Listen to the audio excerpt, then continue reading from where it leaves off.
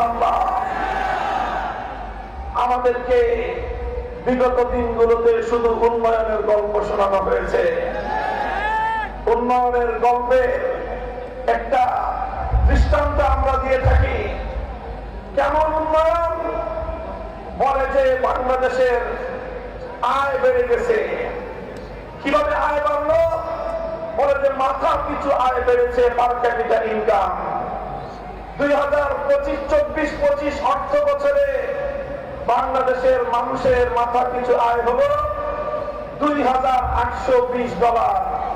আমাদের বাংলাদেশি মুদ্রায় 3,40,000 টাকা প্রতি মাসে বাংলাদেশের মানুষের গড় আয়। আমি এই বিশাল জনসমুদ্রকে জিজ্ঞাসা করতে চাই, আপনারা কয়জন প্রতি মাসে 3,40,000 টাকা আয় করেন? তাহলে কারা আয় করে 3,40,000 করে? সংগ্রামী সাথী ও বন্ধুগণ, ব্যাপারটা হলো এরকম। একজনে খাল পার হতে গিয়েছে, জিজ্ঞাসা করেছে গরিব একজন কৃষককে, খালে কি আমার ঠাই হবে? গরিব বলে যে না, খালে ঠাই হবে না, এই খালের মধ্যখানে 5 হাত পানি। বলে যে তোমার এই হিসাব দিয়ে চলবে না, উন্নত হিসাব লাগবে, অর্থনৈতিক ক্যালকুলেশনের হিসাব লাগবে। কি হিসাব? বলে যে মাঠে এই খালের মধ্যখানে কয় হাত পানি? 5 হাত পানি। ওই পারে কয় হাত পানি? 1 হাত পানি। এই পারে কয় হাত পানি? 1 হাত পানি। এবার 3 ভাগে যোগ দাও, 5 যোগ 3 যোগ 5 যোগ 1 যোগ 1 হলো 7।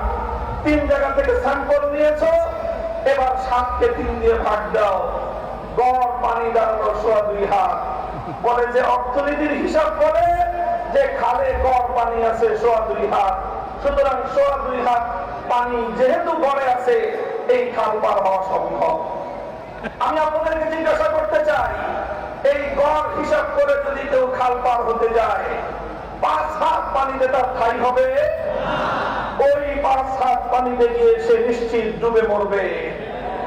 আমাদেরকে উন্নয়নের গল্প শোনায়।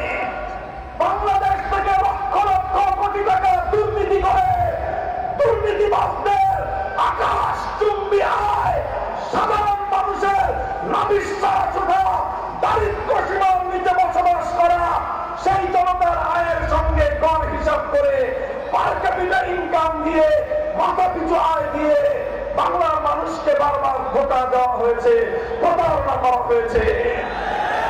এবার ইসলামী দলগুলোর ঐক্যবদ্ধ আন্দোলনের মধ্য দিয়ে গোটা বাংলার তৌহিদি জনতা জেগে উঠেছে। ভারতবাদীর রাজনীতি আর বাংলার মাটিতে চলবে না। এবার বাংলার জমিন এদেশের সাধারণ মানুষের বিজয়ের মধ্য দিয়ে আল কোরআনের শাসন কায়েম হবে ইনশাআল্লাহ। কোরআনী অর্থ ব্যবস্থা, আল কোরআনের বিচার ব্যবস্থা, ইসলামের শাসন ব্যবস্থা, ইসলামী শিক্ষা ব্যবস্থা বাস্তবায়নের মধ্য দিয়েই সোনার বাংলাদেশ আমরা গড়ে তুলব ইনশাআল্লাহ। আপনারা ঐক্যবদ্ধ থাকবেন তো? আমরা বলি সোনার বাংলাদেশ দেখা শেষ, নতুন বাংলাদেশ দেখা শেষ, সবুজ বাংলাদেশ দেখা শেষ, ডিজিটাল বাংলাদেশও দেখা শেষ। এবারের বাংলাদেশ দেখতে চাই ইসলামের বাংলাদেশ।